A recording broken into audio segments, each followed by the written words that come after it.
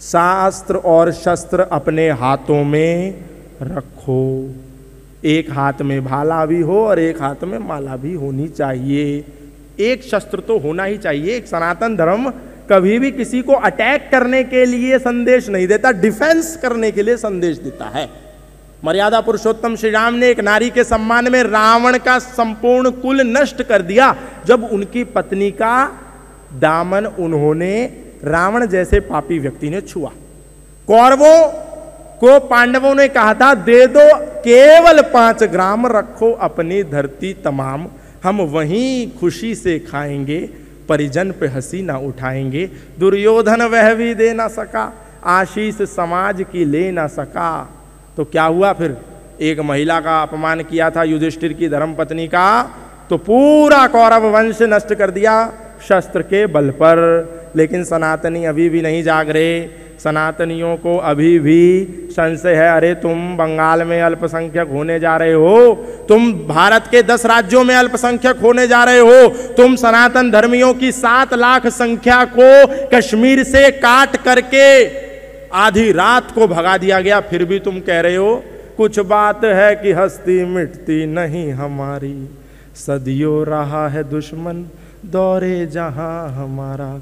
अरे तुम बंगाल में अल्पसंख्यक हो गए, तुम्हारी हस्ती नहीं मिटी क्या? तुम कश्मीर से काट काट करके भगा दिए गए, तुम्हारी हस्ती नहीं मिट रही क्या? तुम पाकिस्तान से मार मार करके महिलाओं के स्तनों को काट करके रेलगाड़ी के माल वाले डिब्बे में भर करके भारत भेज दिया, तुम्हारी हस्ती नहीं मिट रही क्या? तुम्हारे भारत में, तुम्हारे ही घर में मर्यादा पुरुषोत्तम श्री राम 500 साल तक कैद रहे तंबू और तिरपालों के नीचे, तुम्हारी हस्ती नहीं मिट रही क्या? तुम्हें बांग्लादेश से मार करके भगा दिया गया, तुम्हारी हस्ती नहीं मिट रही क्या? तुम्हारी छातियों पर लाखों लाख मदरसों को खड़ा कर दिया गया, तुम्हारी हस्ती नहीं मिट रही क्या? अरे तुम्हारे राम और कृष्ण और भगवान शिव की मूर्तियों को तोड़ करके अफगान की मस्जिदों की सीढ़ियों में लगा दिया गया, तुम्हारी हस्ती नहीं मिट रही क्या? और कितनी हस्ती मिटेगी? इसीलिए अभी समय है, अभी नहीं कुछ भी बिगड़ा है। देखो एक सुयोग तुम्हारे पास खड़ा है, करना है वो काम, इसी में चित्त लगा दो, अपने पर विश्वास रखो, संदेह भगा दो।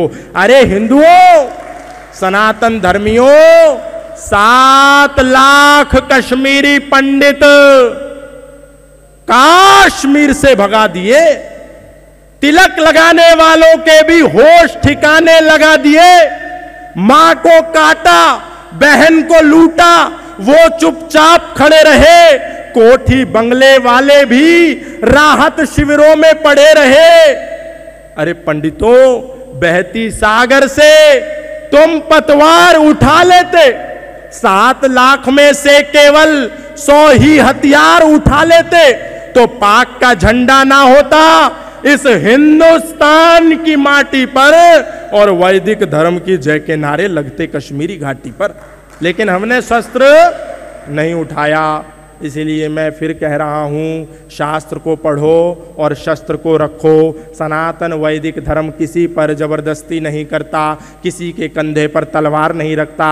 राम राज्य इस बात को नहीं कहता कि कोई व्यक्ति यदि राम को नहीं मानता, कोई व्यक्ति यदि कृष्ण को नहीं मानता तो उसके कंधे पर तलवार रखो और उसको जबरन सनातन धर्मी बनाओ, नहीं कहता।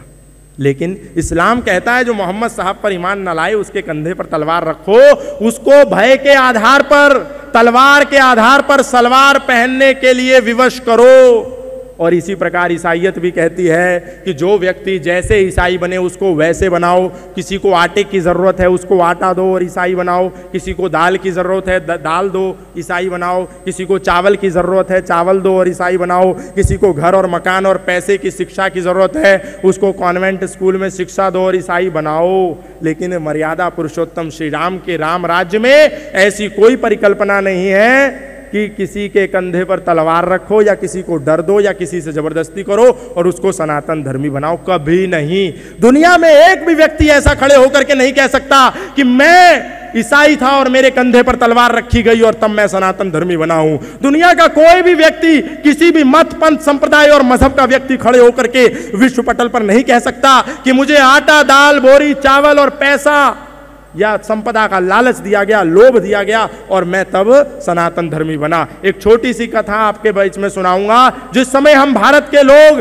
अंग्रेजों की पराधीनता की जंजीरों में जकड़े हुए थे, उस समय बेल्जियम देश ने एक ईसाई मिशनरी को भारत भेजा जो अत्यंत विद्वान थे, जिनका नाम था father camel Bulcke. Father camel Bulcke Bible के मर्मज्ञ थे। फादर कैमिल बुल्के जिंदा अवस्था पढ़े हुए थे। फादर कैमिल बुल्के तौरेत पढ़े हुए थे। फादर कैमिल बुल्के की कुरान पर भी अच्छी पकड़ थी। उनको भारत भेजा गया कि जाओ फादर कैमिल बुल्के, इस समय भारत अंग्रेजों का गुलाम है, तुमको सहयोग मिलेगा। तुम्हारा केवल और केवल एक काम है, भारत के एक एक सनातन धर्मी को जो जैसे बने उसको वैसे ईसाई बनाओ। फादर कैमिल बुल्के भारत आए। भारत में आकर के उत्तर से लेकर के दक्षिण तक, पूर्व से लेकर के पश्चिम तक उन्होंने भारत का भ्रमण प्रारंभ किया। घर घर गए, लोगों को ईसाई मत में धर्मांतरित करने का कुचक्र षड्यंत्र प्रारंभ कर दिया। लेकिन घूमते घूमते फादर कैमिल बुल्के के हाथ में रामचरितमानस लग गई और उसमें एक चौपाई थी जिसका यह आशय था कि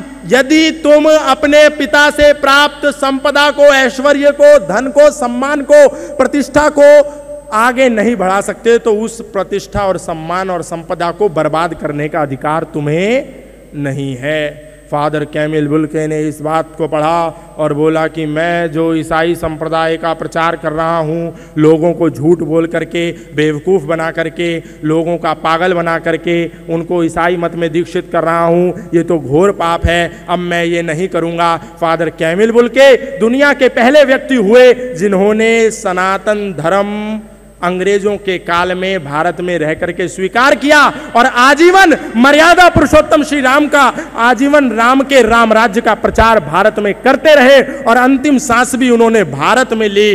रामचरितमानस में न केवल पीएचडी करी अपितु हिंदी में पीएचडी करी और सनातन का प्रचार किया। क्या फादर कैमिल बुल्के के कंधे पर तलवार रखी गई थी? नहीं। फादर कैमिल बुल्के को कोई लालच दिया गया? अरे जिस व्यक्ति का उद्देश्य केवल इतना था कि भारत में केवल और केवल ईसाइयत का प्रचार करना है, वो सनातन का करने लगा। कैसे? मर्यादा पुरुषोत्तम श्री राम को पढ़ करके।